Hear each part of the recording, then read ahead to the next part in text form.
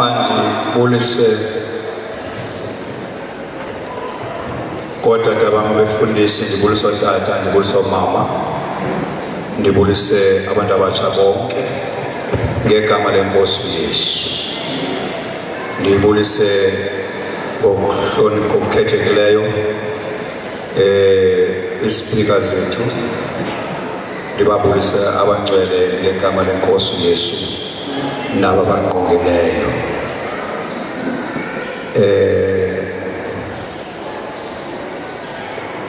manje qale ngenze kanje njengoba silapha nje siqale kwa izolo ke besifika sonke kumaqhapheshu kungenzeka ukuthi bakhona abaphazamisekileyo malunga necandelo lokucala lezokulala accommodation. Siyathanda ukuthi si-leadership sixolise kakhulu ngakumbi omama bethu nobhuti bethu nosisi bethu abaphuma eSwatini. Sivile ukuthi kube khona into engakhange ibe yenzeke ngokwendlela ebebeplane ngayo. Ngoko siyathanda ukuthi ngxe asenzanga ngabo baphazamile ukuba bangathathi imiyalelo ngayindlela ebenisitsho ngayo kwenzeke ngohlobo ebenicela ngalo. Kodwa noba kunjalo uThixo sesincedile ukuthi namhlanje akungeke kufane nayizolo. Noko namhlanje la ndlela bayayazi bona ngeke kufane nayizolo. Izinto ziyabangcono namhlanje ngokuhlobo nabo ebebelinde noba ngeke mhlawumbe side simithe whatever kodwa sitrayile by all means ukuthi kungafani nayizolo. Ngamanye amazwi siyaxolisa kakhulu on behalf ye-Western Cape yonke. Amen. Sibuye ke senze kanje phakathi kwethu sinotata wethu uba uHleza okwangushemen wala we Southern Africa yonke executive we Assemblies of God back to God person wakhona uhamba nowakwakhe sibe naye kumfowethu uMgwali naye uhamba nowakwakhe benibacela beze kwenzela bababone abangcwele bonke ngokukhethekileyo ngobane umuntu ahambe nowakwakhe beze apha and then sizawuthi sishiyeke bakhona ababakhaphileyo abapha eSwatini abahamba nabo besibacela ke aba bahamba nabo sikase singabahluli sithi nje bonke abaseSwatini masebesima ngoba bakhaphe utata wabo kwenzela basithi xa sibothula bazawube bathi ikomiti ezabiyenza indima yayo kodwa ngenxa yokuba sesithethe ngolu hlobo sithethe ngalo siyacela ukuthi ke basebesiza bonke ngasentla ahlabeleke sisi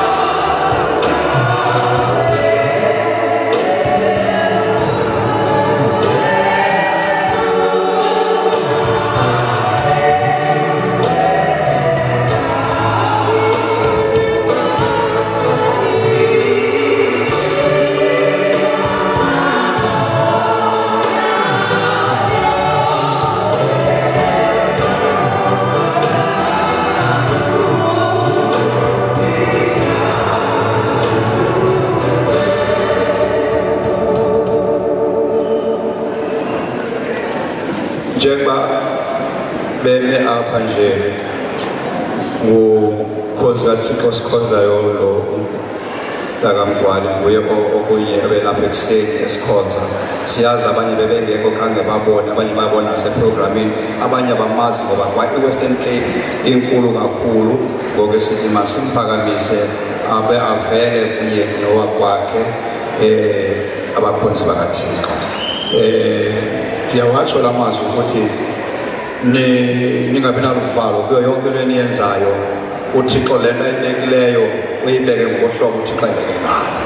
Thina sizokwamkela loo nto uThixo ayibekileyo kuwe ngoba sithandazile ukuba kube khona lo mhlangano, futhi ke simthembile uThixo akazange asiphoxe nanamhlanje akasiphoxanga. So yonke into ebekwe nguThixo kuwe ungasoyikiseli, ungaboni thina usibone singathi sibandakala kuwe okanye sazi ngcono kunawe. Hayi, xa ubeka apha sijonge njengabantu ngathi ubone nje abantu abangazinto ngoba sazinto. Into owaziyo nguwe wena onikwe imeseji uThixo ngexesha olingalo. So siyabulela kakhulu ke uThixo akusikelele ngenkosi kaThixo kwinto yonke oyenzayo kusukela ngoku. Laba balapha phambi kwami ke yile family yaseSwatini. Bazawubukwa ngabantu abasha kodwa mna bengaphakamisa ngoba thethe into bendizithetha ukuthi sibabone ngaba bazawubukwa ngabantu abasha kuzabenza le duty efama ndiyayenza as imember elicelwe ikomiti nangu-RCC ukuthi ndenze yona. Dok, andizoyithetha la mthandazo. Uyeka nesibona hlobo uyawuzigqilezelela bale ubuyile kwenye indawo nobe ngekabuyi kuthi siyashona kuwe ngenkosi kaThixo ukuthi konke uThixo akubekile njengoba usoqalile uqhubekeke. Siyakwazi ke thina siyakuthanda futhi kuse-Western Cape apho ungabunaxhala la nto. Into eninzi ke apha uSinuku ba uyamdla uSinuku, utata uhlophe ke udla ngomntana ebox kaSinuku. Ngoba nawe uSinuku uyamfuna, uyazi ukuthi ndikholwa kuSinuku okanye ndikholwa nguHake. Baza kuzama abazalwane, ikhona inhlanza ukokwayo. Amen. Ukokwayo inhlanza ihlala e-Western Cape. Siyabonga kakhulu, ngahlabela ngabahlali phansi. Thatha indawo katata. Nkosi.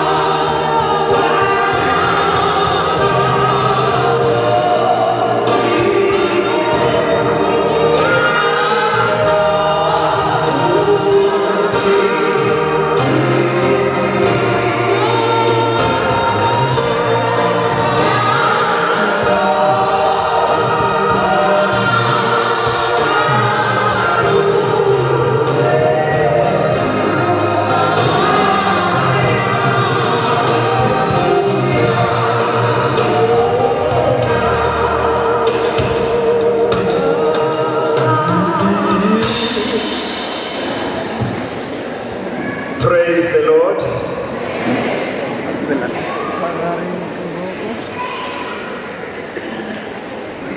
Praise the Lord. Greetings to all the saints in the name of our Lord and Savior Jesus Christ. The Lord is good. The Lord is good. Lord Jesus did not come, but my malume came.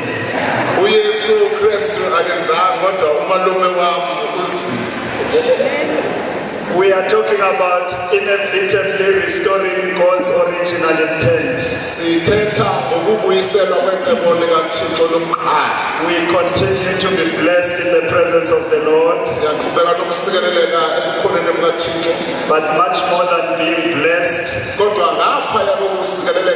our prayer is that we take the challenge to restore God's original intent,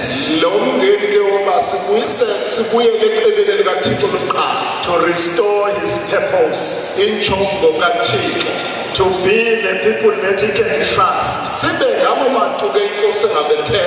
to bring back His purpose.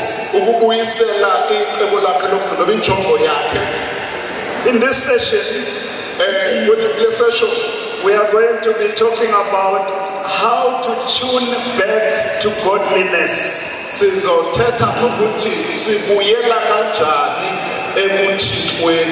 How to tune into godliness, or how to go back to godliness.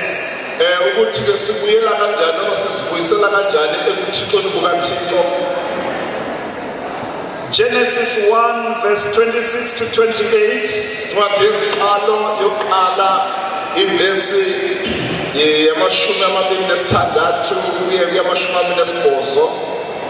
And then verse 31.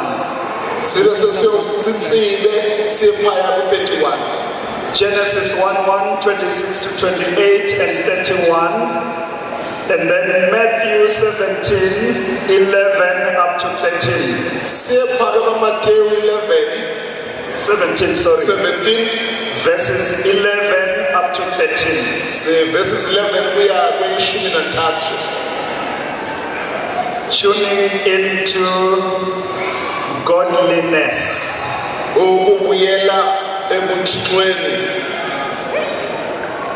Genesis 1, 26 to 28, 31, and then Matthew 17, 11 to 13. If you are there, you're welcome to read for us.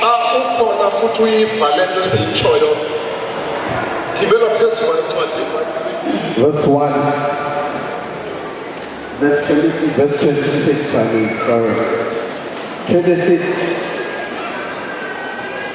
Then God said, "Let us make man in our image, according to our likeness. Let them have dominion over the fish of the sea, over the birds of the air, and over the cattle, over all the earth, and over every creeping thing that creeps on the earth."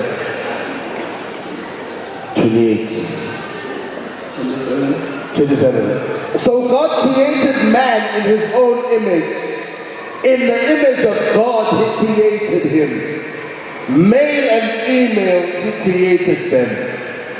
Then God blessed them and said, "Be fruitful and multiply, fill the earth and subdue it. Have dominion over the fish of the sea, over the birds of the air, and over every living thing that moves on the earth." That's 1. Then God saw everything that He had made, and indeed it was very good. So the evening and the morning were the 6th day. Hallelujah. Matthew 17, 11 to 13.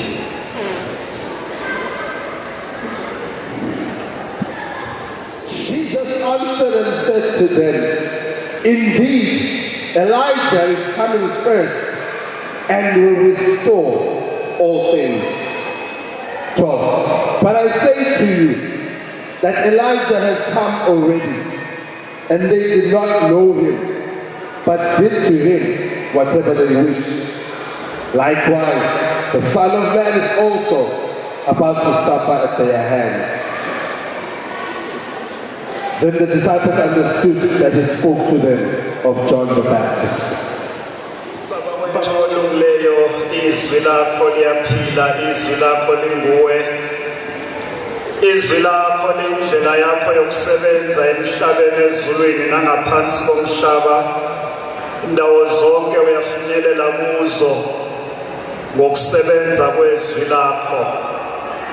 Namhlanje akukho ndawo anakufinyelela kuyo ngamandla ezwi lakho akukho nto onganamandla okuyitransforma ngezwi lakho vela kuwe liphefumulelwe nguwe aliphindele kuwe lingawenzanga umsebenzi siyathotshiswa kakhulu ekuseni namhlanje ukwazi ukuthi amafamily zethu awekho outside amandla ezwi lakho ukurestore i-original intent yakho i-spiritual leadership kunamandla ukusibuyisela endaweni yakho hlalo yethu ezweni nababusi nabaholi bezwe phakathi wonke kunamandla ukubuyisela injongo yakho ngabo kunamandla ukubuyisela ibandla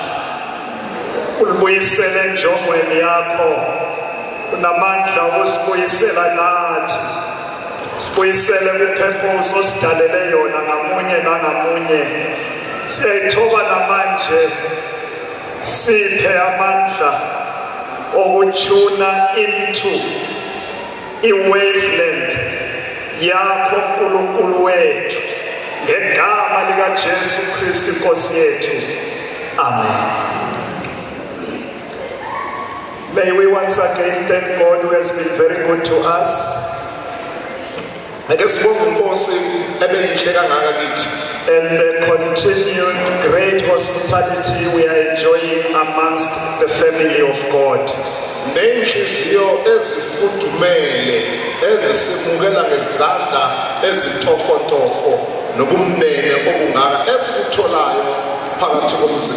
And then come to the subject at hand. We believe it was a time like this when our father Baba Bengu, God came down to him. There were churches at the time. There were great preachers at the time. There were leaders of churches at the time. But something was not in line with God's original intent.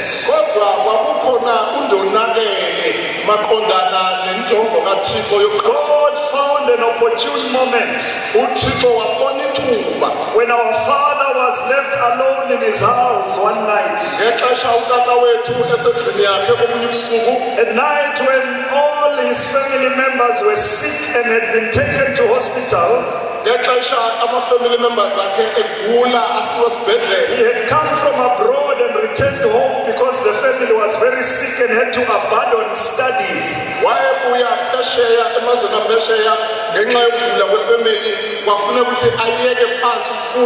There was also a painful scenario in the political climate.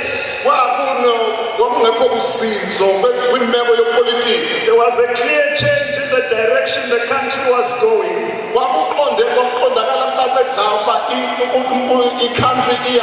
From a leader who seemed to have a heart for the blacks, had lost the elections and died.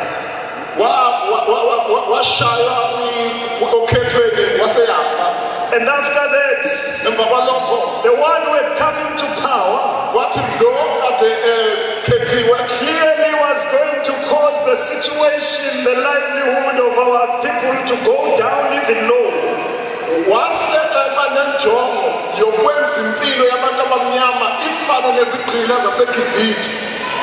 In his close situation, they are sick, he's taken them to hospital.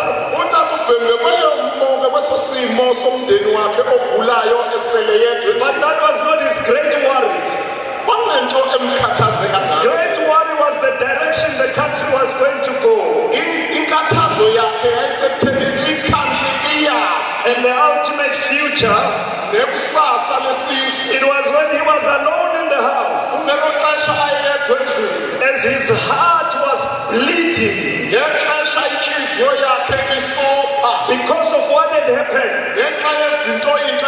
and the Lord came through to him and said, "Why are you crying? Why are you so worried? Why is your heart bleeding so much?" Jesus is not dead. Go and tell my people to come back to God.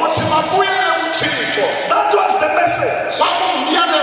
And he says, when he heard that message, that was going to be the answer for Africa.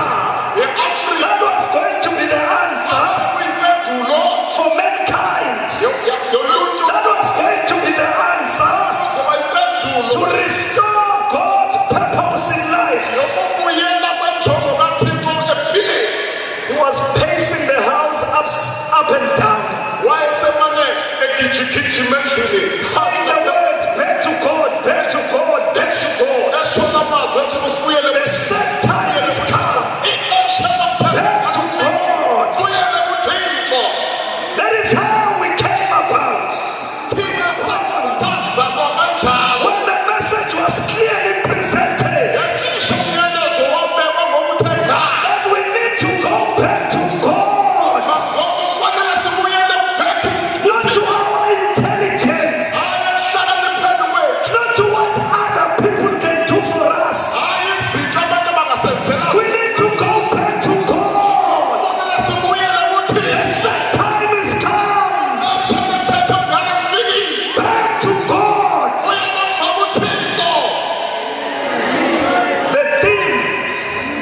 The theme of God's original intent restoration is just the same message. Let us go back to God in the Bible way, not in our way. We saw yesterday that when God created, everything was perfect. He created each item each day, and he said it was good.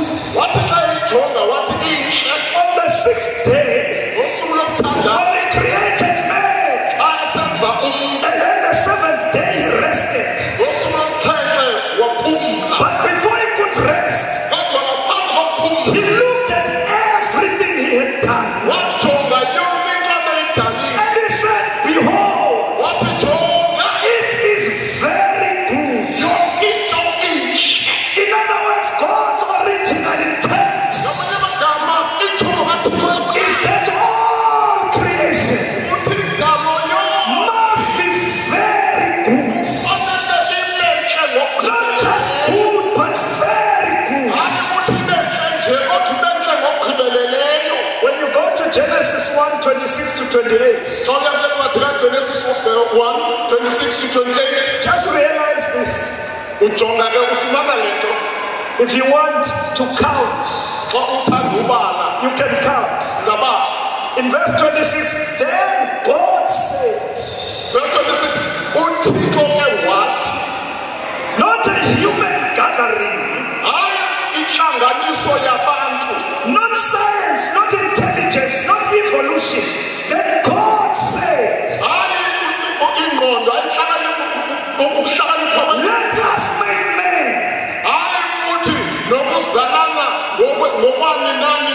Come with me again. Then God created Adam and Eve, male and female. God created them. They did not choose for themselves. They did not cast their vote. He created. In verse 28, then God blessed them, and he said, be fruitful and multiply, fill them.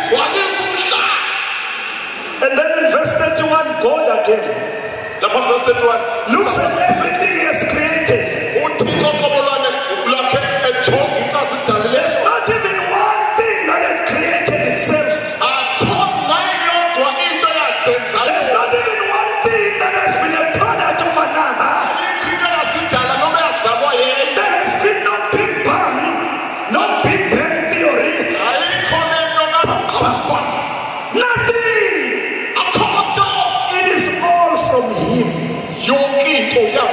kuye. Then he says it's very good. Wathi zinhle izinto. In other words, it is very good when it has him as the creator.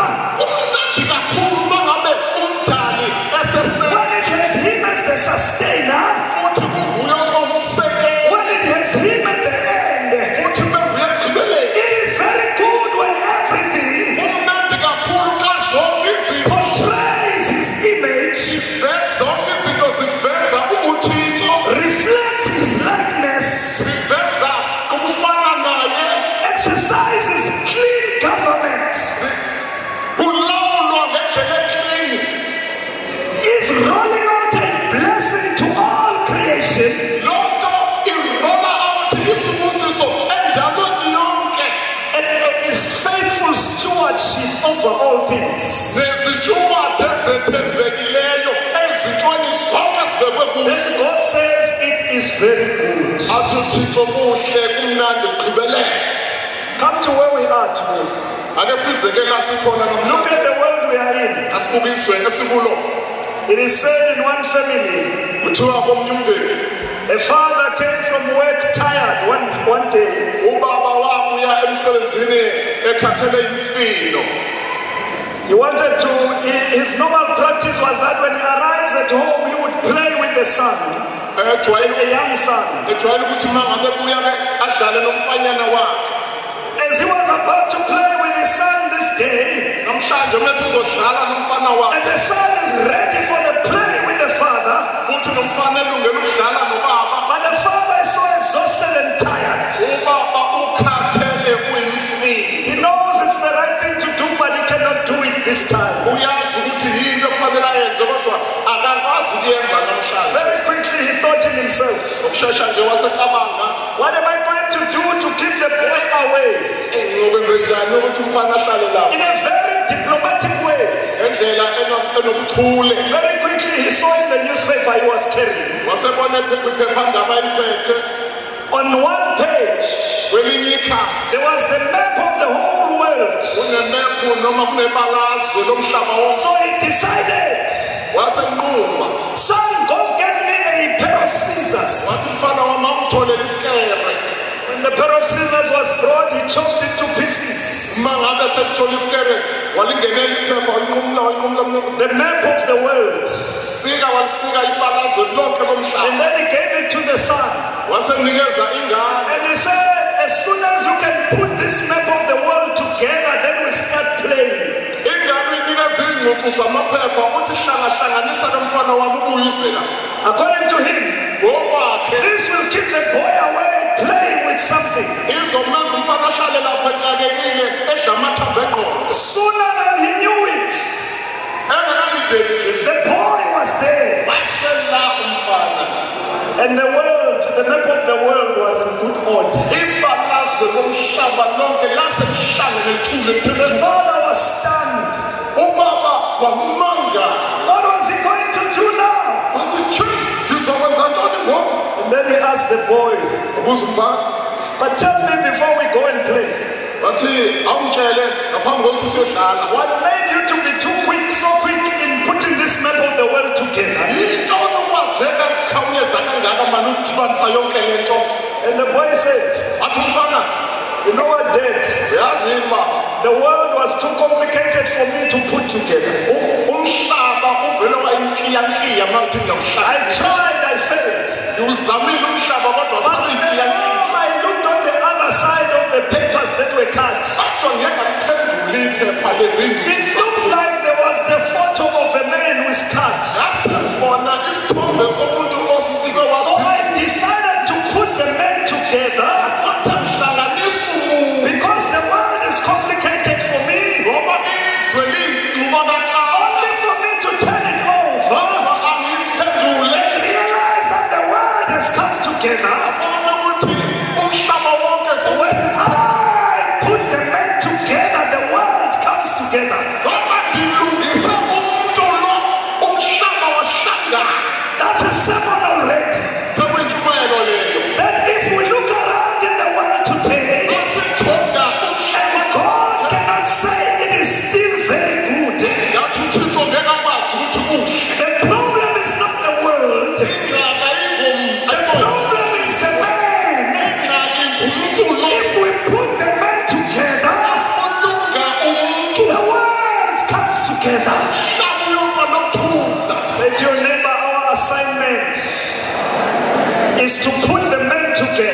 ufundisa umculo is to lead the man back to God's purpose for his life. athi umuntu umbuyisele eqabeleni likaThixo ngayo. Then the world will come together. Umhlaba uyohlangana. When we look at our world today, Xa sijonga umhlaba esibona namhlanje, our world without God, umhlaba ngaphandle kaThixo it has three main problems. uneengxaki ezintathu. All of the others come out of the three. Zonke ezinye ngamatikane alezi zintathu. Problem number one of the world Ingxaki yokuqala is man or human centeredness instead of God at the center. kukuzibeka komuntu esenta endaweni yokubeka uThixo esenta. That's problem number one. Ingxaki yokuqala leyo. In sophisticated language, it's called secular humanism. Ulimi ke lompucuko kuthiwa isimo sezwe sokuziphuca. Man at the center instead of God at the center. Kususwe uThixo esenta abantu basibeka bona. Problem number two, Eyesibili ingxaki systemic corruption. Systemic corruption emphakathi emithanjeni. Systemic in the system. corruption response. Thank you. Urhwaphilizo olulugcwele imizwa yegazi Systemic corruption. lusenhliziyweni lushawa ngendlela yobuchule. And then problem number three, Ingxaki yesithathu it is endemic poverty. Poverty that is like a disease. It is inside. bububha noma inhlupheko esize yafana nesifo. Not just in the blood, but also inherent. Kodwa ukingabi segazini nje We pass it on to the next and to the next generation. sisuka kwesizukulwane kwesisi lukhungethunge. So our problems are three. Ingxaki zethu zintathu. Secular humanism, Le abantu abasibeka esenta, systemic corruption, luhwaphilizo, endemic poverty. inhlupheko eseyifana nesifo. How did we get to secular humanism? Sifike kanjani la sisifisa khona uThixo esenta sisibeke thina? Number one, we said, Oqala sathi remove God and the Bible out of our school system. sathi hayi akususe uThixo ezikoleni ususe iBhayibheli ezikoleni. Our kids can learn wisdom and intelligence without God. That's what we said. Ukuze abantwana bethu bafunde ukuhlakanipha ngaphandle kaThixo. In secular humanism, again we said, Kulesi simo se-secular humanism increase human rights. mabandiswe amalungelo. Say children have rights, Abantwana banamalungelo. so that you destroy the relationship between children and their parents. Ukuze ulimaze ubudlelwane phakathi kwabantwana nabazali. Parents cannot pass on their good standards, cultures, godliness into their children. Abazali abakwazi ukubeka izimo zokuphila bezibekele abantwana. That is why in the world today there is like somewhere somebody is a better parent of our own children. Ingakho namhlanje kuba khona abantu abangathi bangabazali abangcono kubantwana bethu. They advocate